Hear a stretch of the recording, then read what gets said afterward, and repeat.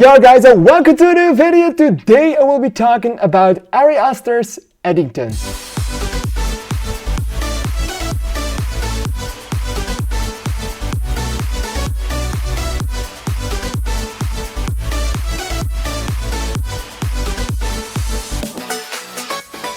Alright, so Eddington is the newest movie from Ari Aster, the creator that also made Hereditary, Midsommar and Beau is Afraid. And I have to say, I wasn't really a big fan of Hereditary, but I massively loved Midsommar. And I kind of dug Beau is Afraid, but it wasn't my favorite. This one, I was very excited for it. Whenever I heard its existence, and I have heard of it quite late, actually. I think I've only discovered this movie's existence late last month, or maybe beginning this month even. And then I discovered it was directed by Ari Aster, and I was like, oh my god, it's his new movie, I have to go see it. And I was very happy that it released before I went to America. And so I immediately went to watch it, and I have to say, I am disappointed, but in a lot of ways, and also not in a lot of ways.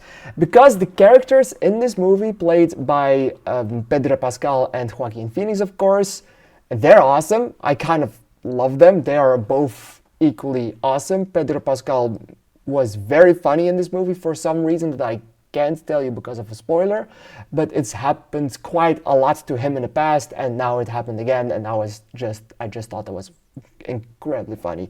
But other things, his characters, I loved them. The side characters, I kind of adored them. They were nice. The characters did absolutely do nothing wrong for me.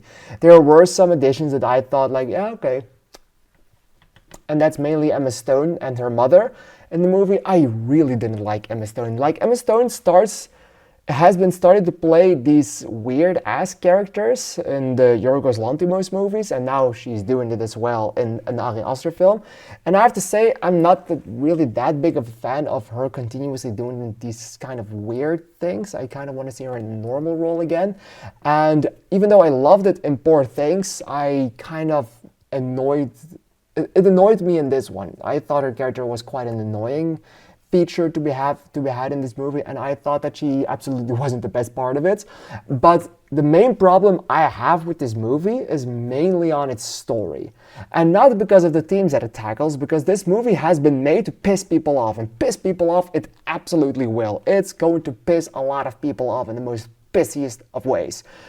Absolutely no question about that. The thing with it is that even though the themes that the movie tackles are great, are worthy, and are important to talk about, the movie never really lets itself tell that story because of its limitations that it has, mainly on its runtime. Even though it's still 2.5 hours, there is a lot that they try to fit in this movie, and for me personally, that really bombs the movie down. Like, of course, they tackle COVID and how the politicians in America dealt with that problem. And it's a satirical take on how they dealt with it, because it's bad how they dealt with it. And they laugh with that.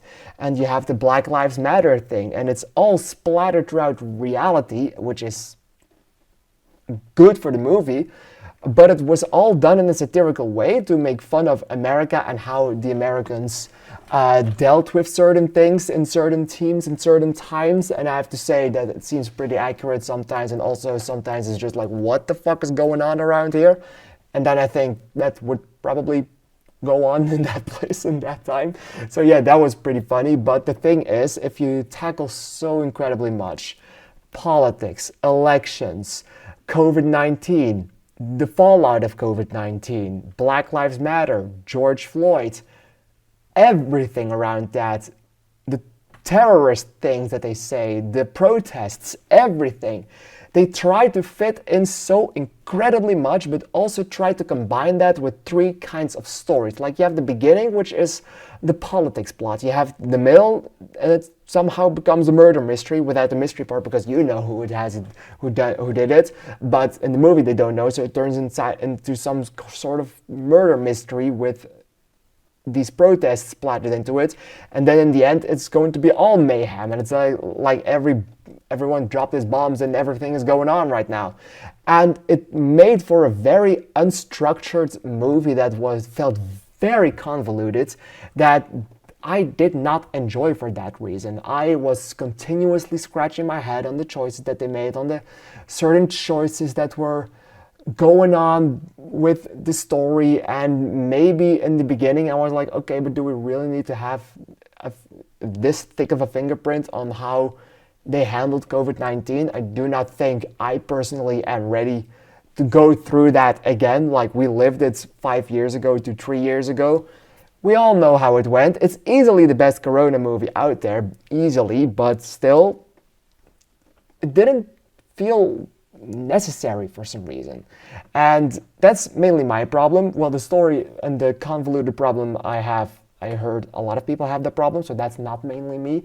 But having it around Corona, having it around Black Lives Matter, having it around George Floyd, it's an interesting choice and will get people to talk about the movie, but was it really necessary for the thing that they tried to tell, even though it's still splattered in fiction because these characters and the city doesn't even exist? So why not make something up, which was the main thing, like a splatter throughout reality, but then it's also not real because it's still all fiction.